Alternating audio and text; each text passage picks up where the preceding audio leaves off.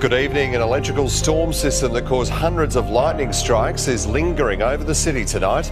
The bolts caused a devastating house fire, delayed trains and flights, and blacked out 7,000 homes across Perth. In slow motion, these bolts of electricity are even more spectacular. Whoa, that was a good one! But for one Parkwood family, it was devastating. Ali Cameron's home was destroyed by fire, sparked by a bolt of lightning. That lit up the whole house. The power went out. Chimes started going off everywhere. The house was struck twice, 4 hours apart. The sleeping family didn't realise there was a fire burning in their roof. A neighbour was ringing our bell, knocked on our door, and said that our house was on fire. So, we just got the boys and got out, and then you could see the smoke coming from the roof. When the guy rang the doorbell, I quickly got out of the bed because I knew something hit the house. Firefighters say the house will need to be demolished. The massive bang, and then it was just like... North of the city, scaffolder Roger Hunt was at a Neerabup warehouse when he says he was struck by lightning. We got a massive crash of thunder and lightning, just bang, just down. I felt like I was in it. It was like all around me. It was the craziest thing I've ever experienced. Last night's storm rolled in from the hills at sunset. By 10 o'clock, planes had been grounded at Perth Airport. 25 flights in total, thousands of passengers delayed while lightning kept airport staff off the tarmac. Western Power restored electricity to 7,000 homes across the state. Innaloo Sportsman's Club was drenched, tradies picking the wrong week for roof renovations. Mainly carpet damage, there is a bit of ceiling damage, but we've been pretty lucky. We don't think there's much that we can't recoup. Lightning also caused delays on the trains from Joondalup to Mandurah, a damaged transformer causing signal issues during peak hour this morning. There's also been the very high humidity levels as well. An indication of that is a temperature reading that we call the dew point. That was very high this morning, one of the highest readings in March that we've had. The Bureau says last night's thunderstorm was intense, sparked by a combination of three factors. Perth's humidity was 97% at 6 o'clock this morning. An unstable atmosphere allowed the clouds to expand, while a current low-pressure trough is making the air rise. And we're being warned the electrical storms are set to continue through the night. Michael Genovese, the conditions are still perfect for lightning. Good evening, Tim. Right now, conditions are almost identical to 24 hours ago, and we've already seen one storm cell roll through the eastern suburbs of Perth. Now, the Bureau says that this weather pattern is highly unpredictable, but certain pockets of Perth can expect some heavy rainfall this evening. There is already a severe thunderstorm warning in place north of Perth. That's up the coast to Shark Bay. We are expecting this storm cell to clear the metropolitan area by around about 9 o'clock tomorrow morning.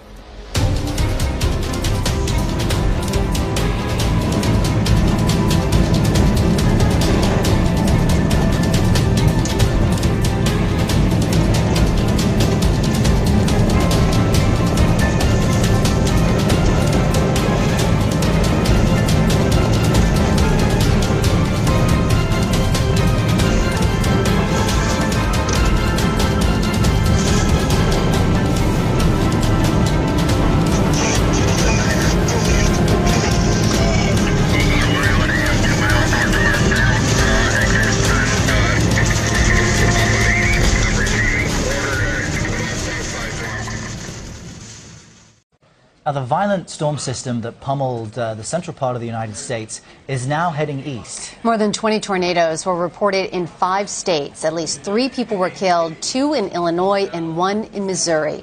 Michelle Miller is in the Plate, Illinois, outside Ottawa, Illinois, which was one of the hardest hit areas. Michelle, we can see the extensive damage behind you. Paint a picture for us. What's it like? Oh, it's just awful. I have to tell you that homes have been severely damaged. There are situations here that families are coming back to absolutely nothing. You have downed trees, as you can see before me. You have power lines that are down. You have whole power poles that have been taken, literally ripped out of the ground and are leaning over. It's awful to witness, especially awful when you see the looks and the horror on the faces of the individuals who live inside these homes, and they have nothing left. We met one family who came back.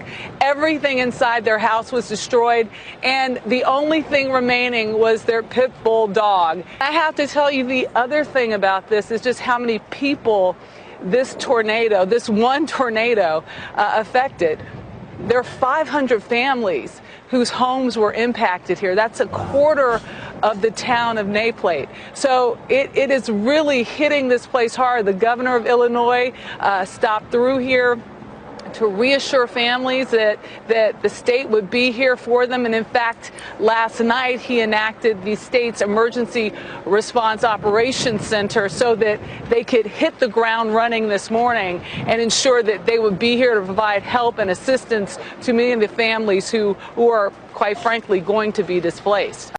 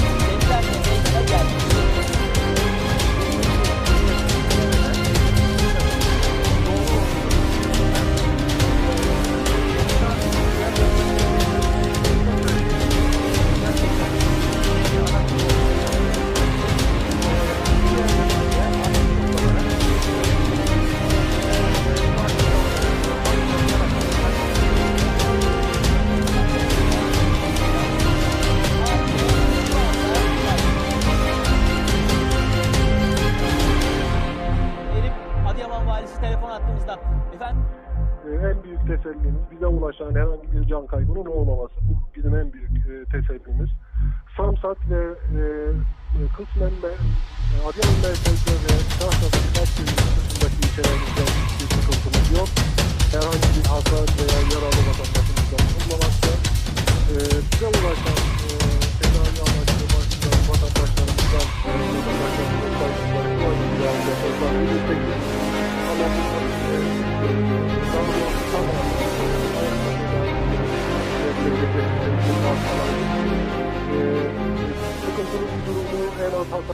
Now, Oklahoma and Kansas have the same risk levels of having an earthquake. Now, that's according to the U.S. Geological Survey. However, there's just one major difference. The Golden State's tremors have been caused by natural reasons, and Oklahoma's quakes are man-made, and many have been connecting it to hydraulic fracturing in the state. The forecast for 2017 says there may be fewer earthquakes, but their magnitude could rise, endangering the lives of up to 3 million people. RT's Alexei Yaroshevsky reports. Shaking earth, devastation and deaths. Earthquakes occur as a result of seismic waves through rupture of geological faults or volcanic activity. That's of course the natural explanation, and for decades the state of California topped the chart of such earthquakes in the United States.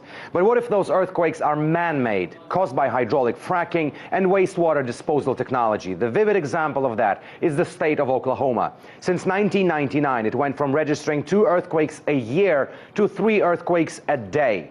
Some just break windows, some can even damage buildings. This time-lapsed video of earthquake count over the last decade in Oklahoma would give you a better idea of how bad it is for the state right now. And it's hardly a coincidence that all this follows an oil and gas boom there. Oklahoma currently has 4,500 wells, 3,200 of them operating on a daily basis. Induced quakes have become more frequent because there's more wastewater from oil and gas operations around the country, and that has to be disposed of. Companies pump it down into the underground wells, and sometimes that water raises pressure on underground faults that then slip and cause those small quakes. For the past 2 years, according to the latest data, the number of earthquakes in Oklahoma has been decreasing. The same, however, cannot be said about the magnitude. The geological forecast for 2017 by Geoscience World says that Oklahoma and Kansas are still in a high-risk zone. Typically, the strength of earthquakes will decrease along with their frequency, but that has not held true for Oklahoma. Last year, the state experienced its 2 most powerful tremors with 5.8 magnitude in September near Pawnee, followed by a 5.3 magnitude near Cushing in November. Just a 5.0 magnitude quake is enough to send cracks up a building's wall. The fracking industry quashes suggestions that its operations cause earthquakes, but numbers and, more importantly, tremors do not lie. Up to 3 million people are living on a powder keg in Oklahoma's quake epicenter zones, with one major difference to those living in California. Oklahoma's infrastructure is not prepared for those. Alexei Rashevsky, RT, reporting from Washington, D.C. The world's coldest continent officially has a new record high temperature. According to the World Meteorological Organization, Antarctica's northern tip reached a verified high of 63.5 degrees Fahrenheit in March 2015. That broke the old record of 59 degrees Fahrenheit. That was set in January of 1974. Antarctica was so warm on that day, it was hotter than some American cities. The high in Denver on March 24, 2015, 60 degrees. In Virginia Beach, it was only 47 degrees. The global record high of 134 degrees Fahrenheit set in California in 1913 is still standing. The number of flu deaths continue to rise in our states. And this week, the State Department of Health and Human Services reports 16 people have died from complications related to the virus. And this brings a new total in North Carolina to 63 flu-related deaths this season, 4 of which were children. The CDC estimates 3,000 to 49,000 people die from flu infection nationwide each year. The health department says the flu vaccine is the most effective protection against the virus. Paraquang's nephew, Nyagwande, has been suffering from diarrhea for days, but only water available to quench his thirst is from the nearby swamp here in Padie. He drank water which is not clean, and the food we found we couldn't cook well. Now he has diarrhea, is vomiting, and maybe has malaria. Padie is in Lear and one of the areas where famine was declared in late February this year. Drinking dirty water is often the only option, and with bodies weakened by hunger, not all who fall sick survive. Aid organizations say more than 100 people died of cholera alone over the past 6 months. And Yanenboom fears her children could suffer the same fate. I left my other children at home to find food. They are sick with diarrhea. They're vomiting. They say they have headaches. More than 3 years of conflict in South Sudan has left nearly half of the country's population facing severe food insecurities. More than 100,000 people are in the grip of famine, and that number is expected to rise.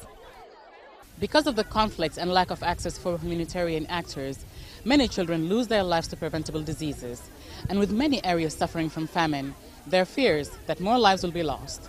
Aid agencies are struggling to give people the care they need. It is very clear that in the whole county, water is a major issue, and clean water is a major issue. Sanitation is absolutely a major issue, and hygiene is a major issue. It's these 3 factors that indeed are creating the health challenges. And indeed the other part is clearly because we haven't had the access that we need to be able to provide, the much needed health services. Those health services can mean the difference between life and death for the people of South Sudan. Par knows her nephew faces an uncertain future. Heba Morgan, Al Jazeera, Padie, South Sudan.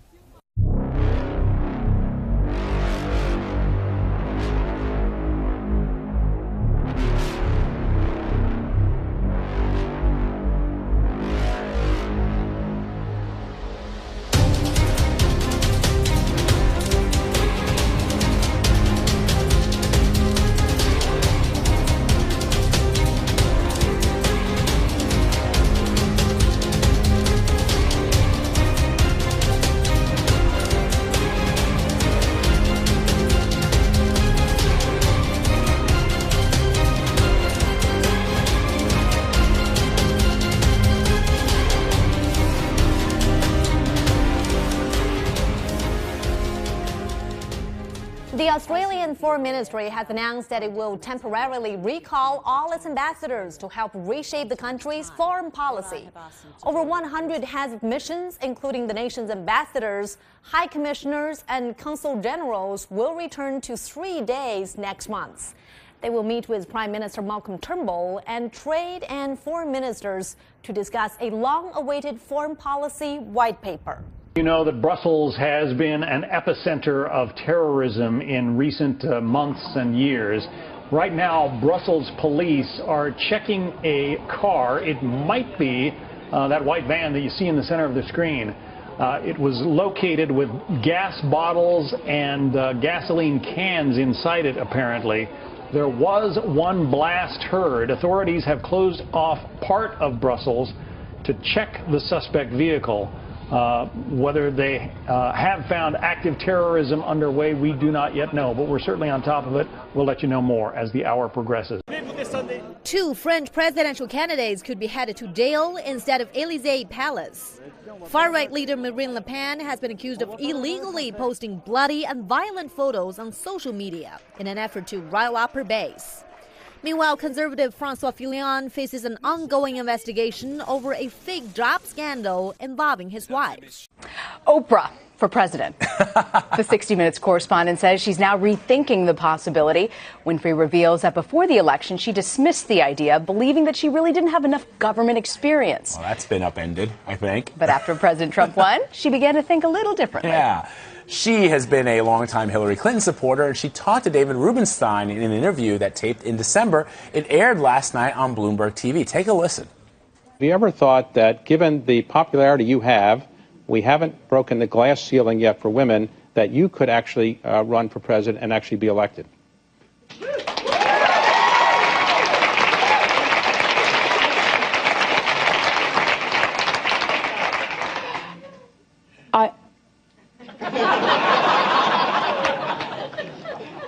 I actually never thought that was, I never considered the question even a possibility.